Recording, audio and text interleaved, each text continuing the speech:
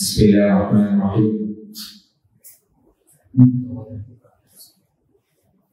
Alhamdulillahilladzi arsala rasulahu bil huda wa dinil haqqi liyudhhirahu 'ala dini kullihi wa kafa billahi shahida.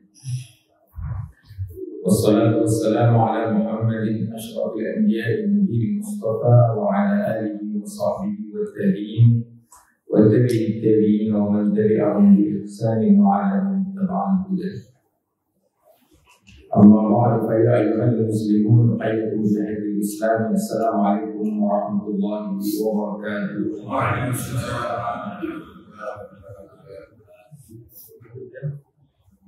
Subhanallahumma la ilma lana illa ma 'allamtana fa'allimna ma yanfa'una wanfa'na ma 'allamtana wa zidna 'ilman warzuqna rahman ya 'alimul ghaibi wasyahadati ya rahman ya rahim ya mujibus sa'ilin wa bismillah sadri wa yassir amri wa hlul 'uqdatam min lisani yafqahu qawli. Yang dimuliakan Allah, kembali pada Ahad pada salat subuh kita menambah panjang waktu ketika kita untuk mengkaji ajaran agama kita, ajaran Islam, agar kita dapat menjalankannya dengan lebih baik dan lebih bersemangat. Jadi pada kesempatan kali ini kita bisa bahas tentang sunnah. Kalau bahas Ramadan, kalau menurut jadwal saya itu tanggal 17 misi lagi, bukan Pak? Subuh lagi. Kalau misi lagi bukan depan itu berarti Ramadan. Kalau Ramadan itu hampir semuanya itu membahas kutiba alaikum muslim. Sekarang kita bahas tentang kitab, tapi dalam arti takdir. Dalam Al-Quran itu kata kitab itu bisa artinya wahyu, bisa artinya tasyri', pensyariatan, seperti kutiba alaikum siyam, kutiba alaikum kitab, kutiba alaikum qisas. Itu artinya disyariatkan, diwajibkan. Tapi juga ada yang artinya takdir, fi kitabin min qabli an nabra'aha, surat Al-Hadid. Di dalam kitab di Lauh Mahfuz sebelum ia terrealisasi di muka bumi.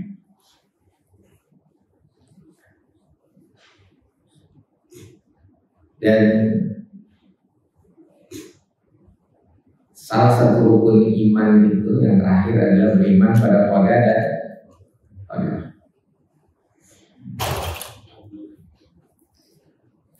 Para ulama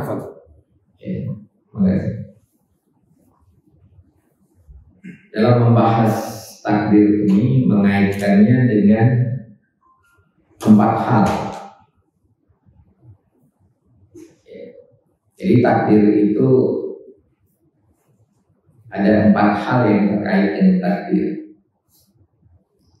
Pertama, ilmu. Atau pertama itu kitabah, penulisan. Dalam Al-Quran surat Al-Qalam Allah berfirman, a'udzubillahi minasyaitonir rajim, Nun wal qalami wa ma yasturun. Nun huruf hijaiyah. Tapi nanti ada juga yang mengartikannya tinta. Wal qalami, demi pena, wa ma yasturun, dan apa yang ditulisnya. Nah, apa yang ditulisnya itu adalah segala sesuatu yang menjadi takdir atau berupa takdir. Jadi pertama itu kitabah. Takdir itu ditulis. Apa dasar penulisannya atau apa yang ditulis? Nah, ini menjadi unsur takdir yang kedua, yaitu al-ilm, ilmu Allah. Semua yang diketahui Allah. Dan tidak ada yang tidak diketahui Allah. Kalau disebut semua yang diketahui Pak Herul, itu ada yang tidak diketahui. Semua yang diketahui Ustaz Ferus, nah ada yang tidak diketahui dia. Tapi kalau disebut semua yang diketahui Allah, itu harus dipahami tidak ada yang tidak diketahui. Tidak ada yang tidak diketahui.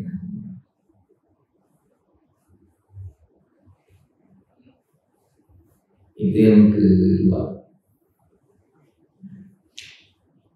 Yang ketiga, unsur takdir itu adalah kehendak. Kehendak dalam bahasa Arabnya masyiah. Ada perbedaan antara masyiah dengan iradah. Kalau iradah itu bahasa Indonesianya keinginan.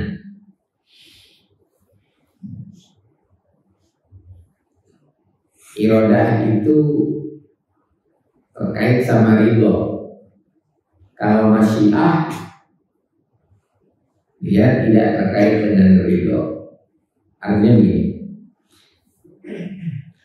ada yang dikehendaki Allah dan diridhoinya, ada yang dikehendaki Allah tapi tidak diridhoinya. Allah berkehendak ada yang masuk surga, Allah berkehendak ada yang masuk neraka. Apakah yang masuk neraka diridhoi Allah? Allah berkehendak ada yang baik, Allah berkehendak ada yang buruk. Apakah yang buruk diridhoi Allah? Tidak. Yang baik diridhoi Allah. Nah, kehendak di sini dalam Al-Quran, kalau tadi ya Allah ala kulli syai'in alim, Allah bi kulli syai'in alim. Allah itu mengetahui segala sesuatu. Kalau kehendak itu wa ma tasya'una illa an yasha'. Kamu tidak bisa berkehendak kecuali Allah berkehendak. Sehingga di dalam akidah Islam, dalam akidah Ahlus Sunnah wal Jamaah, itu tidak ada yang namanya free will, kebebasan berkehendak. Ya. Yang ada free choice, kebebasan memilih.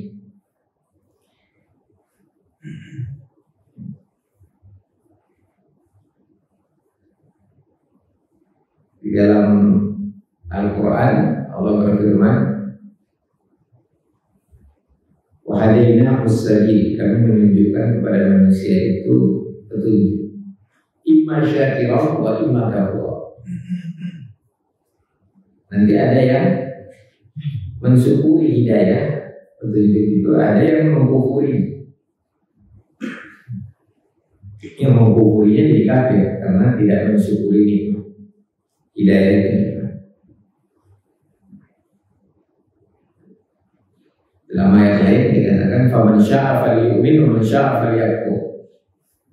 Siapa yang mau silakan beriman, siapa yang mau silakan, siapa yang berkehendak untuk beriman silakan beriman, siapa yang berkehendak atau mau untuk kafir silakan kafir. Nah, itu kenapa bisa? Kalau bisa dipilih? Karena Allah berkehendak bisa dipilih.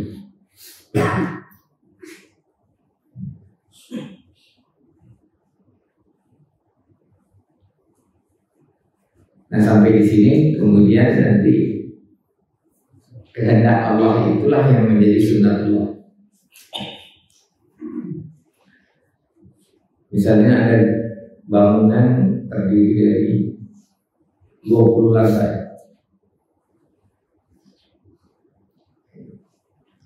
Kita bisa pilih mau naik lantai 1, naik lantai 2, naik lantai 3, sampai lantai 20. Itu kita bisa pilih untuk naik selama Allah berkehendak. Begitu juga kita bisa turun pakai lift, bisa pakai tangga. Tangganya bisa elevator, tangga berjalan, bisa tangga biasa. Begitu juga naik, bisa pakai tangga biasa. Cuman ya yang umur kayak saya dan di atasnya kalau pakai tangga biasa itu nggak tahu nyampe nggak nanti dulu. Yang itu tergantung kehendak kalau sampai. Begitu juga mau turun itu bisa lompat dari lantai 20 lompat, itu kita bisa milih mau lompat apa enggak. Mau lompat, mau pakai tangga, mau pakai lift, itu kita bisa pilih. Tapi kalau kita lompat, hasilnya bisa kita pilih.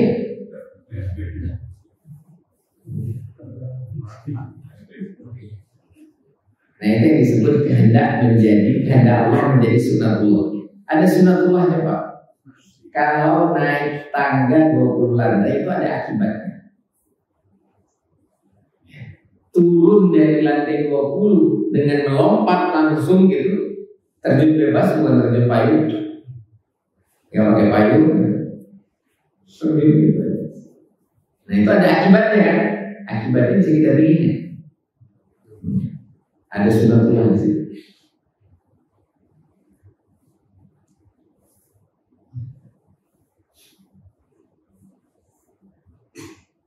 Nah itu yang kemudian oleh ulama takdir yang seperti itu yang nggak bisa dipilih disebut qadha. Kalau yang bisa dipilih disebut qadar. Ada kadarnya. Tapi ada juga yang berpendapat sebaliknya. Yang bisa dipilih itu qadha, yang nggak bisa dipilih itu qadar. Syariat itu qadha. Wa qadara rabbuka alla ta'budu illa iya. Allah menetapkan agar jangan menyembah selain Allah. Tapi bisa nggak ada orang yang menyembah selain Allah? Bisa. Makanya dia mengatakan qadha yang bisa dipilih, qadar yang bisa dipilih. Tapi terlepas lah. Makanya di dalam rukun iman takdir itu dibagi dua, beriman pada qadar dan qadar.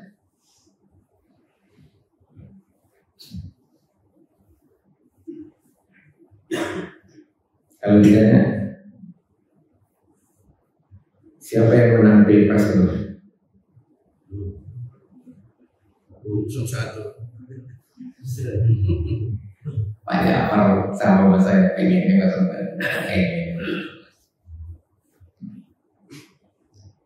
Tapi berdasarkan quick count siapa yang menang? Belum resmi nih, belum resmi. Yang menang 02 satu putaran. Kenapa 02 menang?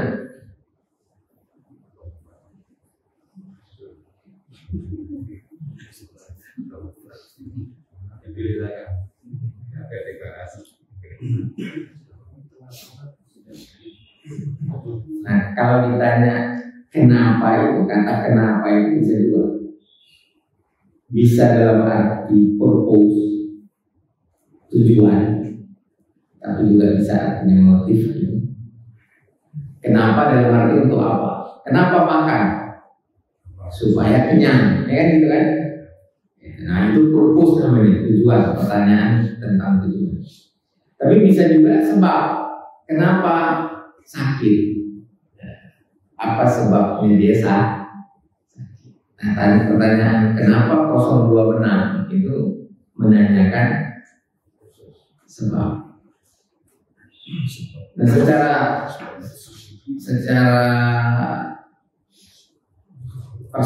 dalam perspektif akidah seringkali orang mengatakan itu menang karena Allah berkehendak. Kalau Allah nggak berkehendak sebenarnya. Tapi itu tidak bisa dikatakan sebab. Takdir bukan sebab, tapi takdir itu menimbulkan sebab akibat. Takdir bukan sebab. Kenapa mati? Udah takdir. Ya benar udah takdir, tapi matinya bukan sebab takdir.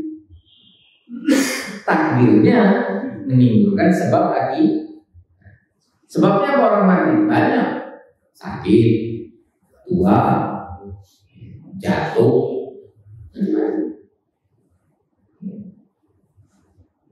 secara medis mati mana? Siapa yang dokter di sini?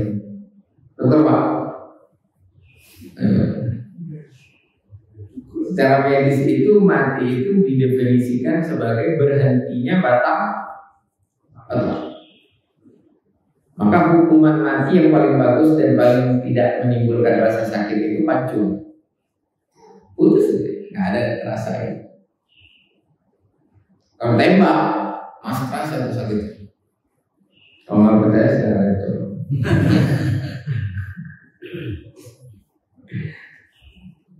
Jadi takdir itu bukan sebab. Kalau sebab nggak ada orang masuk neraka. Kenapa kafir? Karena takdir. Berarti nggak bisa masuk neraka. Dan nggak bisa juga masuk surga. Nggak layak juga masuk surga. Kenapa dia beriman? Karena takdir. Dan hati-hati memahami qadar-qadarnya, memahami takdir. Jadi takdir itu menyebabkan, mengakibatkan adanya sebab dan akibat. Dia bukan sebab itu sendiri. Makanya kita bisa pilih. Itu dia takdir, unsur takdir yang ketiga, masyiah itu menimbulkan sunatullah dan ada yang bisa dipilih. Ada yang nggak bisa tadi. Akibat dari lompat itu kita nggak bisa pilih. Tapi kalau ditanya kenapa dia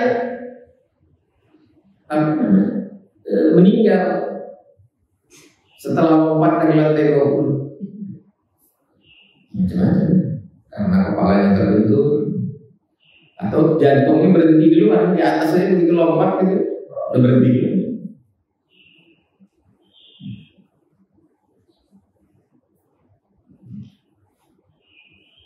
Jadi takdir bukan akibat, sehingga bukan sebab, sehingga tidak bisa beralasan dengan takdir nanti di akhirat. Kenapa nggak sholat? Udah takdir Allah, karena engkau yang menakdirkan. Takdir bukan sebab, tapi takdir itu menimbulkan sebab akibat.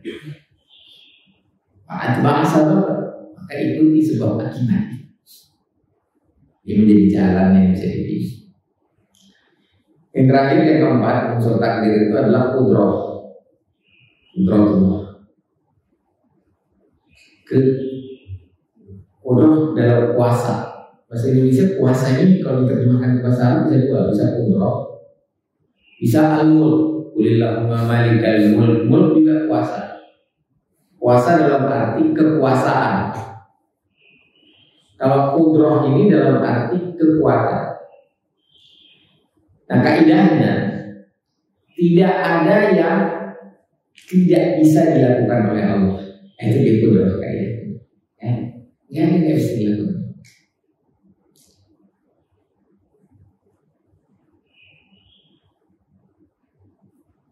Kemudian ada filosof yang iseng bertanya begini, bisakah Allah menciptakan Allah?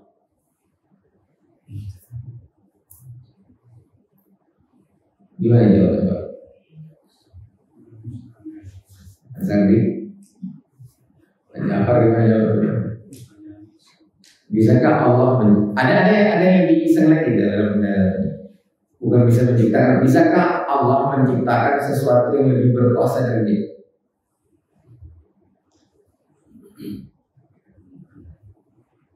Bingung ya?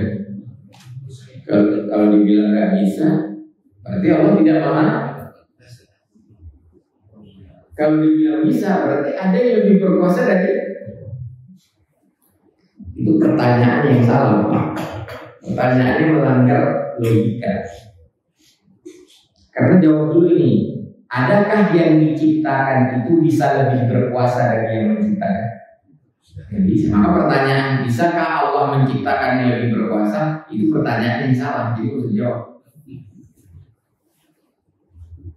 Karena nggak mungkin yang diciptakan itu lebih berkuasa. Orang yang udah diciptakan pasti dia kalah kuasanya. Nggak mungkin makhluk itu lebih hebat dari Allah. Dan kalau ditanya, bisakah Allah menciptakan Allah? Sesuatu yang diciptakan bukan Khalik, tapi makhluk. Nah, jadi qadar dan qadar itu, takdir itu sangat sesuai dengan logika, karena logika itu sendiri ciptaan Allah. Nah, ini kudrahnya. Jadi kudrah itu segala sesuatu Allah mampu. Makanya dikatakan idza arada syai'an ayyaqula lahu kun fayakun. Nah, ada apabila Allah berkehendak, tapi apabila Allah menginginkan. Nah, jadi kudrah itu kaitannya nanti dengan iradah, keinginan Allah. Yang Allah inginkan untuk terjadi, pasti terjadi. Nggak mungkin nggak terjadi.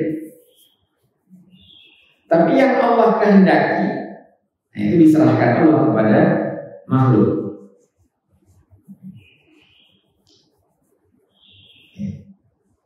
Allah berkehendak ada yang beriman dan yang kafir. Allah berkehendak ada yang masuk surga, ada yang masuk neraka. Itu membuat kita bisa memilih. Itu yang disebut free choice, kebebasan memilih. Tapi tidak ada kebebasan berkehendak. Karena Allah mengatakan wa ma tasyauna illa an yasha Allah. Kamu tidak bisa berkehendak kecuali Allah berkehendak.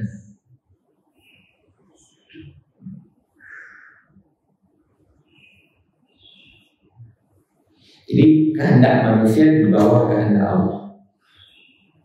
Di bawah itu artinya terkait, bukan terpisah. Dia nomor 2 gitu. Nggak akan ada kehendak manusia kecuali Allah berkehendak.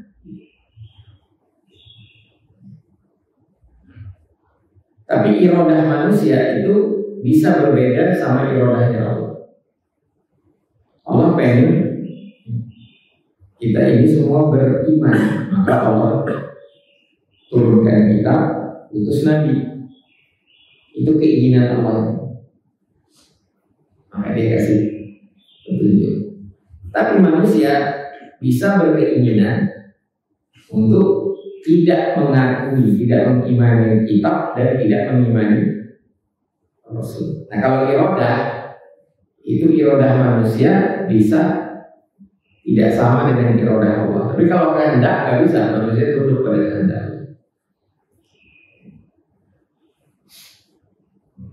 Dalam kata lain, iradah manusia tergantung kehendak Allah.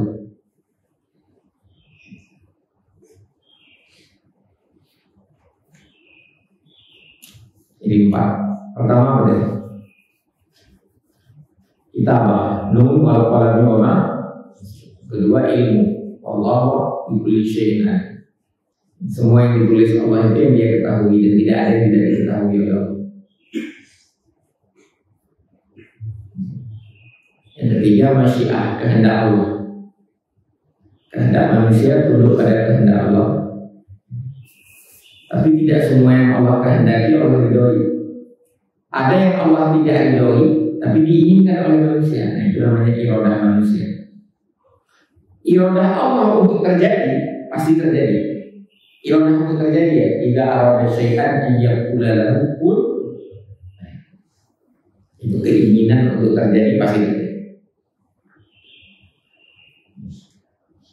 Tapi ada yang keinginan Allah itu sebatas kehendak. Jadi semua keinginan Allah pasti kehendak Allah.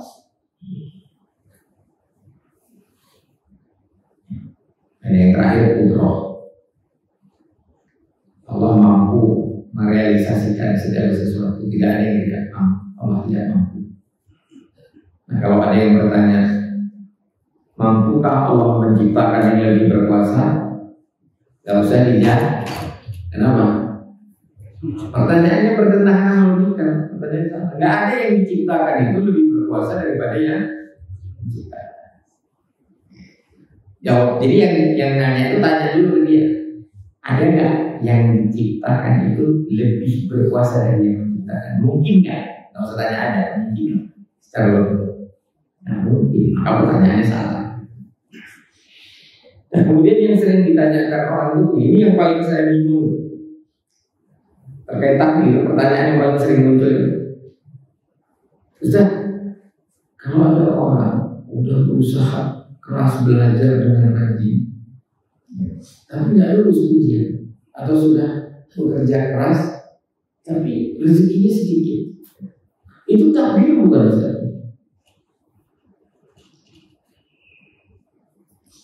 Sering gak ada yang orang nanya? Atau jangan kita pernah nanya, ini takdir bukan ya? Pernah gak ada yang nanya gitu? Nah jawabannya,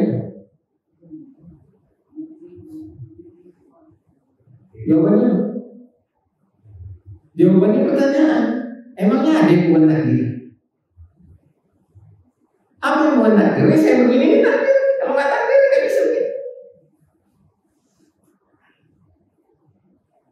Jadi jangan tanya ini takdir, karena nggak ada yang bukan takdir.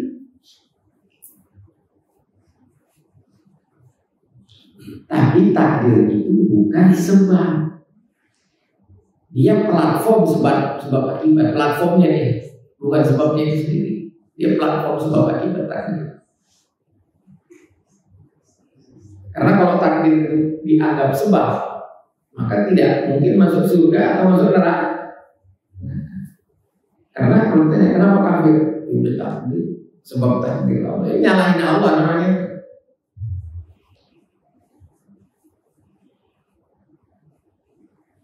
Tapi Nabi Musa pernah menanyakan sesuatu kepada Nabi Adam dan jawab Nabi Adam sudah takdir. Tapi Nabi Adam bukan dalam arti menyalahkan takdir, tapi karena dia nggak bisa jawab. Kalau saya nggak salah, kita wahai Bapak para manusia Adam alaihissalam, kenapa kamu memakan buah yang dilarang Allah? Buah beli. Walau tak terobah hadis saja. Jawab Nabi Adam, udah takdir. Udah begitu ditentukan Allah. Artinya, nah, boleh menjawab sudah takdir, tapi bukan sebagai sebab.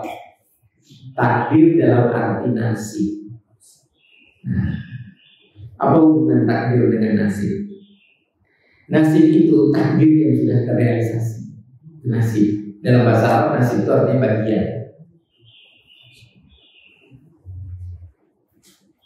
yang sudah dibagi, yang sudah dikasih.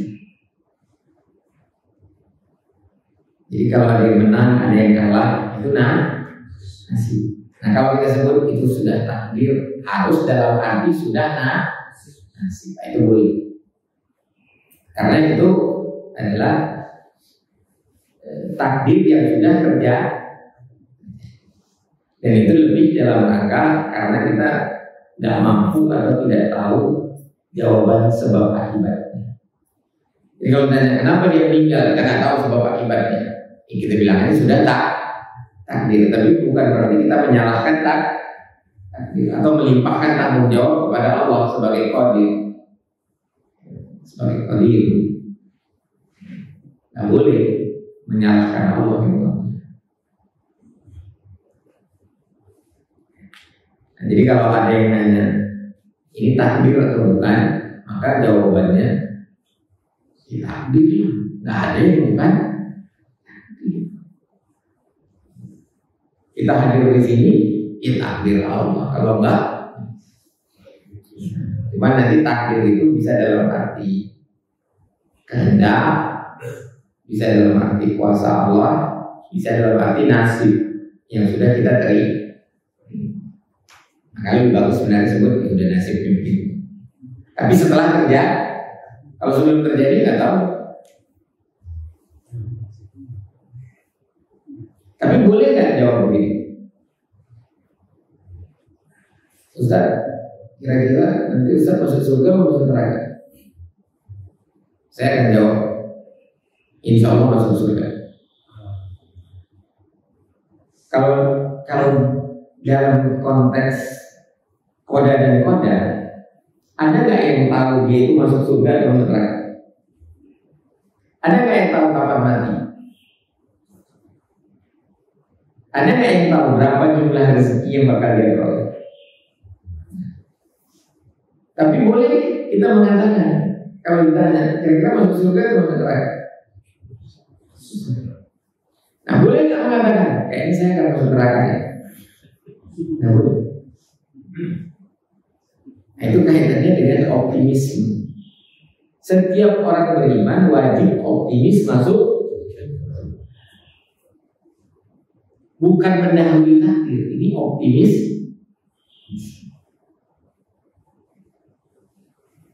Ini nggak boleh mengatakan ini sebesar bakal masuk neraka. Dan itu ada ayatnya wala tasawwirahillah. Ini kisah Nabi Yusuf, Nabi Ayub, Nabi Yakub dengan anaknya Yusuf dan anak-anaknya yang lain. Kata dalam surat Yusuf itu dikatakan jangan berputus asa dari rahmat. Jadi nggak boleh bilang kayaknya saya masuk neraka. Itu nggak boleh. Harus optimis masuk surga. Tapi ini bukan qadar sebenarnya, ini lebih kepada syariat. Allah mensyariatkan umat Islam itu, orang beriman itu harus optimis.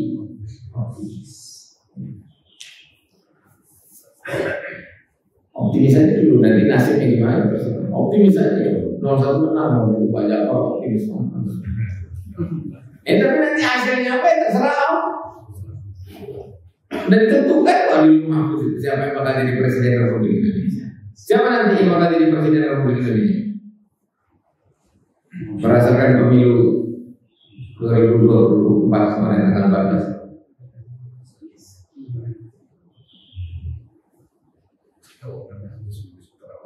Berdasarkan quick-count-nya 02 Prabowo dan tapi bakal jadi presiden benar nggak? Selama belum dilantik itu belum tahu. Bisa aja besok dua-duanya meninggal. Kan bisa ya? Bisa. Bilang bisa ya semangat banget.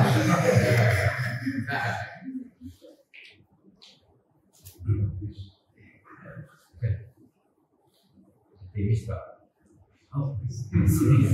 Optimis orang meninggal optimis. Saya optimis dia bakal meninggal. Oke, kita bahas sedikit tentang optimis dalam bahasa Arab itu fa'la.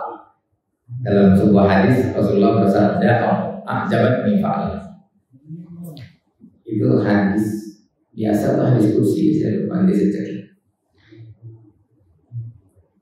Kalau masalah hadis biasa perkataan Rasul, mengagumkanku optimisme kaum muslim.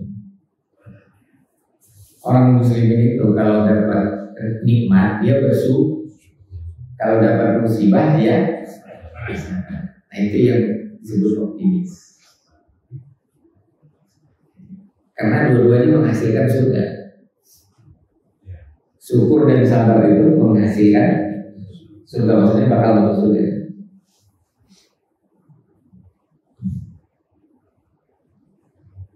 Jadi faklah itu penting, optimis. Lawan optimis apa? Nah, ada yang bilang skeptis ya. Lawan optimis itu pesimis.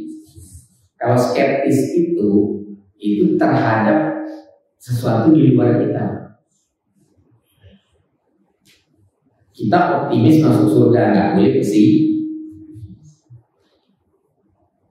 Saya skeptis Indonesia maju kalau presidennya Prabowo. Nah, itu boleh.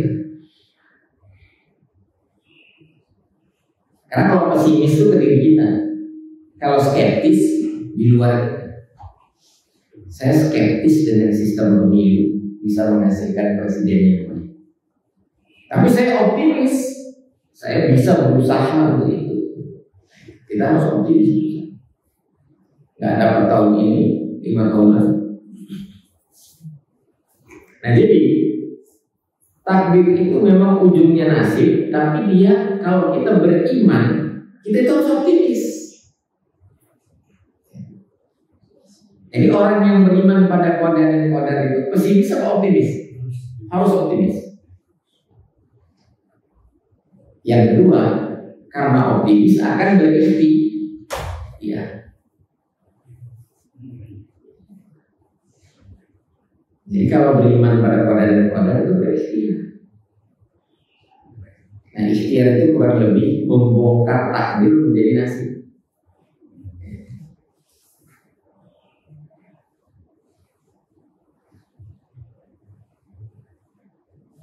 Kira-kira nanti kita bisa puasa Ramadan. Ini saja. Makanya doa. Allahumma barik lana fi Rajab wa Sya'ban wa ballighna sallimna ila Ramadan wa sallim lana Ramadan wa tasallam Ramadan. Jadi itu optimis, berikhtiar untuk berpuasa, bangun sahur, makan sahur, tidak berberkahnya. Sahur itu ikhtiar untuk kuat berpuasa. Makanya sahur itu dianjurkan, dikasih keberkahan, walaupun dengan seteguk air atau sebutir pun. Nah, orang yang mengatakan begini, saya kuat puasa nggak usah sahur, nah itu sombong.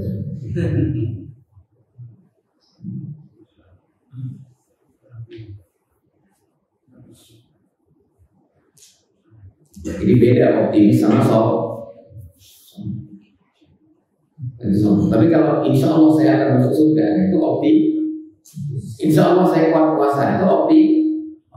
Saya bisa puasa tanpa sahur, itu sombong. Walaupun bisa, tetap aja sombong. Dan puasanya bisa hilang pahala. Nah, jadi orang beriman pada qadar dan qadar tidak boleh sombong dan tidak boleh putus asa. Itulah yang disebut dalam surat Al-Hadid, surat 57-47.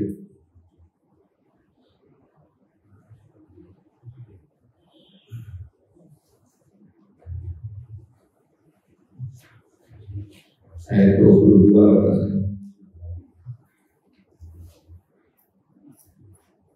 57 ayat 22.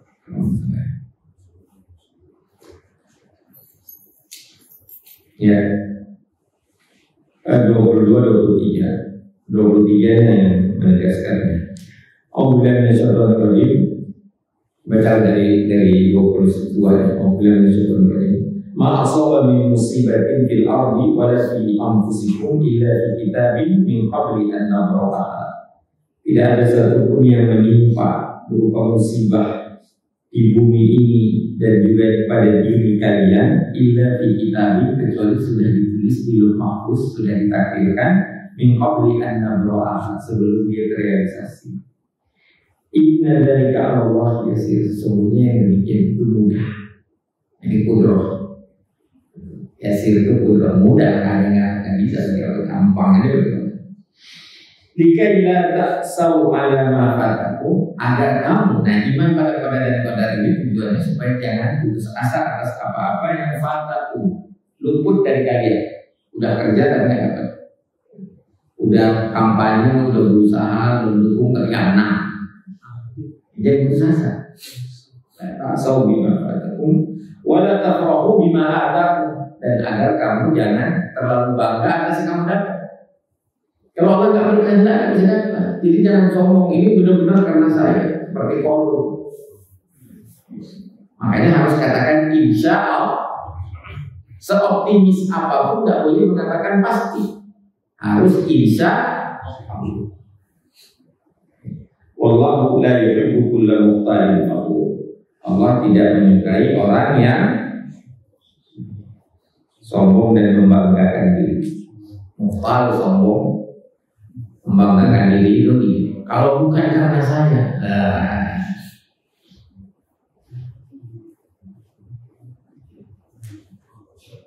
Kalau sombong, saya kalau ceramah hebat, banyak orang dengerin. Sombong. Kalau fakhur, bangga diri, kalau bukan karena saya, rombong nggak akan menang.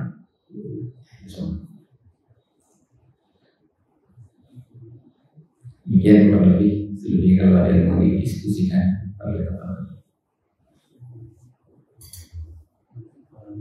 jadi yang paling penting itu terakhir tadi, tujuan iman pada dan pada jangan putus asa, tapi jangan juga ikhtiar.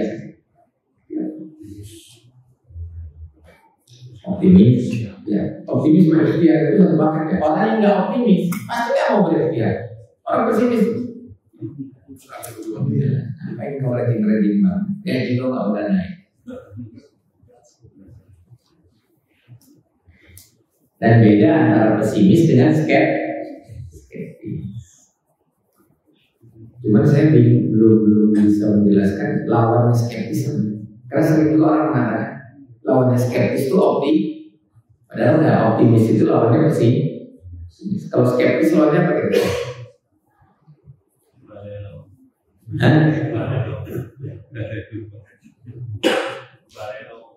Skeptis itu lawannya percaya.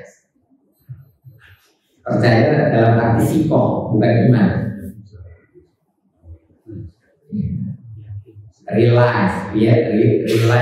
Reliable. Saya percaya sistem ini bagus. Saya percaya sistem pemilu ini bagus. Nah itu namanya lawan skeptis. Saya skeptis sistem pemilu ini. Saya percaya sistemnya bagus, cuman saya skeptis sama orangnya, negaranya. Jadi skeptis itu meragukan pihak di luar diri kita, bisa orang, bisa sistem, bisa alat. Saya ragu nih alat ini bisa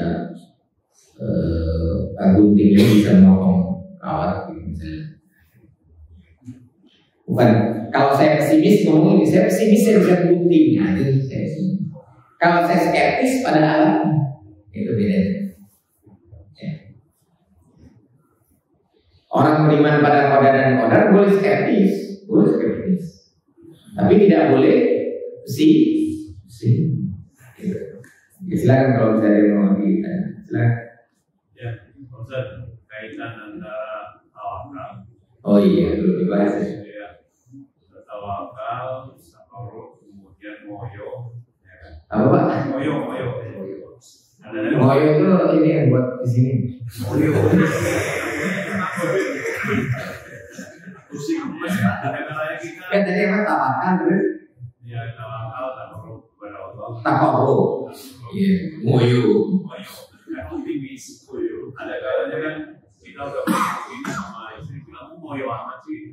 Belum goal. Kan masing-masing level orang berbeda. Nah itu bahasa perbedaannya gitu.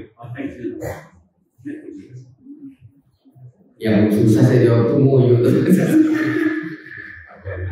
Mesti mikir dulu.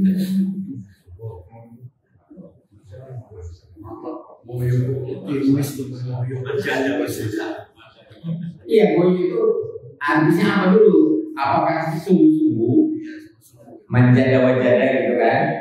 Itu moyo apa ke situ? Kalau situ ya bagus gitu. Negatif biasanya. Nah kalau negatif ya jangan. Karena itu artinya takaluf. Kalau jadi moyo itu dulu mau dipahami sebagai apa konsepnya apa dulu? Dengan waktu. Kalau moyo dalam arti takaluf, maksain diri, nah itu haram. Tapi kalau moyo itu diartikan sama kayak cawe-cawe. Kalau artinya mengganggu sistem, itu fasad, merusak, itu haram. Itu kalau moyo itu ya. Tawakal itu setelah ikhtiar dan sebelum ikhtiar. Jadi tawakal itu pokoknya jadi sudah pertama optimis, iman pada qadar dan qadar melahirkan optimisme, kemudian kita sudah siap mentalnya, sudah mental tawakal, maka kita berikhtiar, lalu setelah itu serahkan kepada Allah. Kalau seringkali contohnya itu udah diikat dulu supaya nggak kabur. Hanya tawakal itu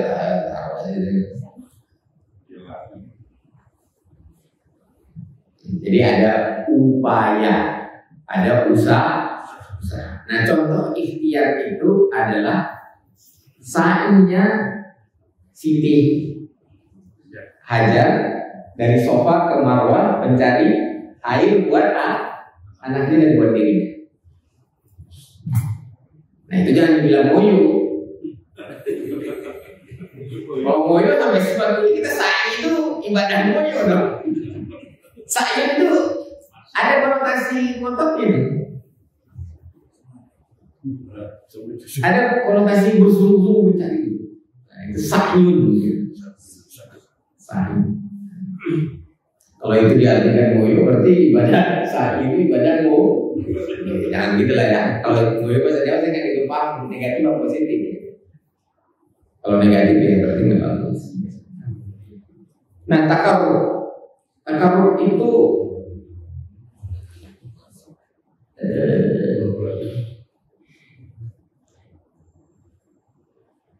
tidak bisa juga dikatakan ikhtiar, karena itu kewajiban. Saya takarrub berikhtiar supaya masuk surga.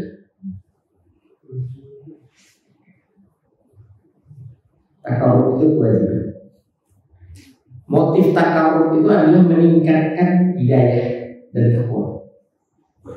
Puasa itu takarrub. Melawan hawa nafsu itu ada yang berhasil, ada yang enggak.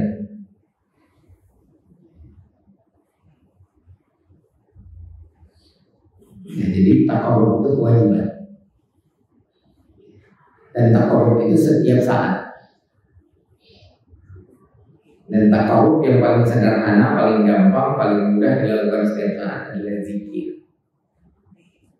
Makanya dalam Al-Quran Allah mengatakan "Wa ya'shu an dzikri rabbi", orang siapa yang lalai atau terlewat dari mengingat Allah, nuqayyid lahu syaitan. Nah, digait sama setan. Nah, jadi kalau nggak takarrub kepada Allah, maka setan berhasil digait. Nuqayyid lahu, saya terjemahkan aja gait, nuqayyid jadi gait. Memang maknanya itu kayak ditarik setan.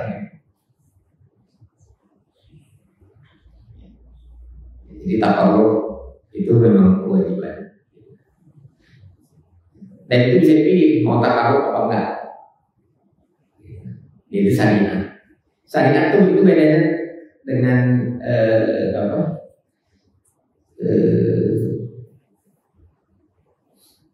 qadar dan qadar itu kan ada yang bisa dipilih, ada yang enggak. Ya. Kalau syariat semuanya bisa dipilih. Syariat semuanya bisa dipilih. Masalah kita pernah bahas. Yang bisa dipilih itu ada dosa dan pahala. Yang nggak bisa dipilih, nggak ada dosa dan contohnya. Pak siapa namanya? Pak Swandi sukunya apa?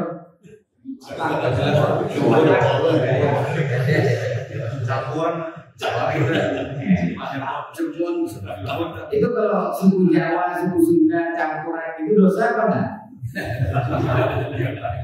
Ya enggak, jadi pilih kan? Jadi kan? Tapi sholat apa enggak sholat bisa dipilih kan? Ada dosanya. Nah itu di syariat. Tapi ada nggak hubungan antara syariat dengan qada dan qadar? Ada, pada masyiah daripada kehendak Allah. Allah berkehendak kita bisa memilih, maka kita bisa pilih.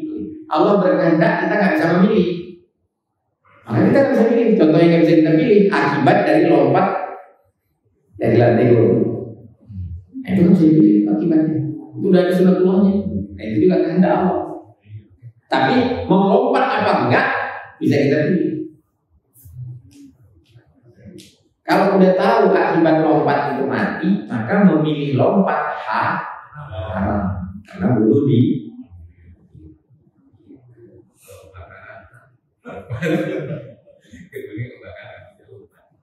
ya itu nggak bisa dibilang bunuh diri, itu ikhtiar jadinya Pak. Tapi bisa jadi bunuh diri nggak ada ikhtiar aja. Apa yang kata-kata orang itu bukan mau nasib-nasiban daripada kebakar. Ikhtiarlah dia lompat. Nanti ada pertanyaan. Kalau lebih begitu Pak. Tadi kan tawakal itu setelah ikhtiar, tapi secara mental sebelum ikhtiar sudah tawakal dulu mental.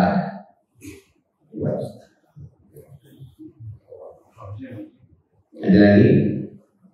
Atau nanti sambil makan-makan? Yang paling penting Yang penting itu tiga lah kita bilang. Optimis, ikhtiar, tawakal.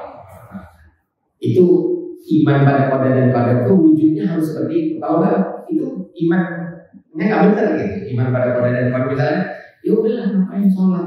Kalau udah ditentukan masuk surga itu surga, kalau nggak masuk neraka yang masuk neraka. Bisa begitu. Nggak ada orang yang ditentukan masuk surga tapi menganggap sholat nggak penting. Nggak mungkin. Orang yang ditentukan masuk surga pasti ditentukan juga sholat itu. Sholat itu kan.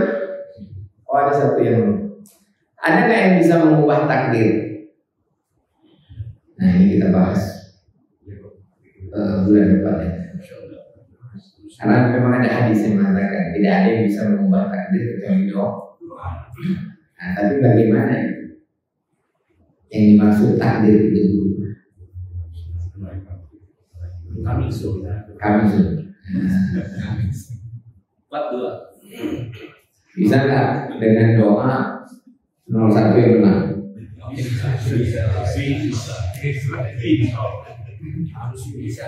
Nah kita harus pahami dulu doa itu bukan sebab. Dia sama kayak takdir bukan sebab.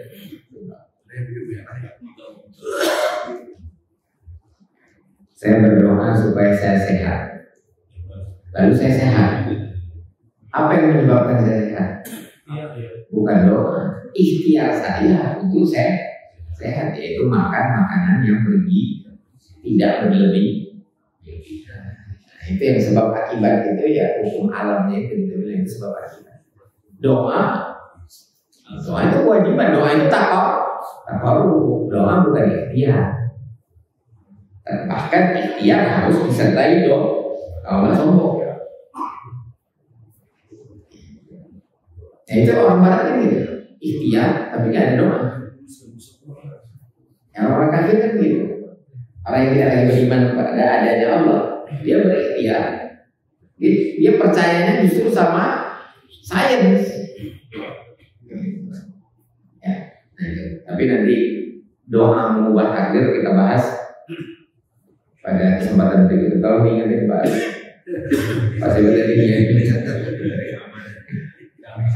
Kami sudah. Demikian mudah-mudahan bermanfaat. Alhamdulillah kalau takunan dan mengetahui kebenaran dari Allah yang ragu atas kebenaran.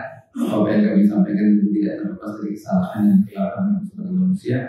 Assalamualaikum warahmatullahi wabarakatuh. Assalamualaikum warahmatullahi wabarakatuh.